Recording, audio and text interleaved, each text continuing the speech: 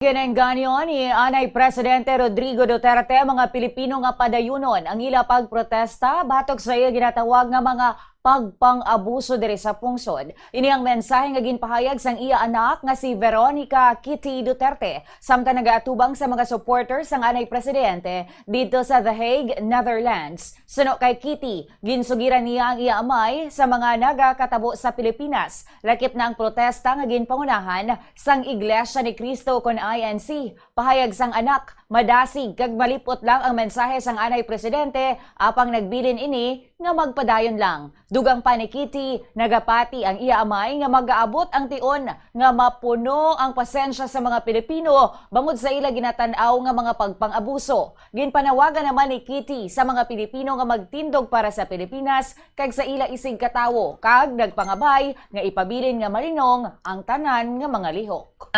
Yesterday I informed him of the protests in EDSA.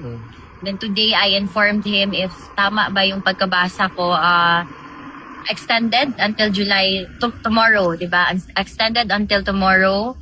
At saka medyo madami ng tao, tapos I told him na nag-red alert na. Sabi niya lang, maiksi lang yung sinabi niya. He said, sa mga Pilipino, pagpatuloy niyo yan. So, take it out however you think it means. Yun yung sinabi ni PRRD. Kasi sa abuso nila sa atin, no, darating yung panahon na mapupuno talaga yung Pilipino. So, ipagpatuloy nyo yan. Yun yung sabi ni PRD.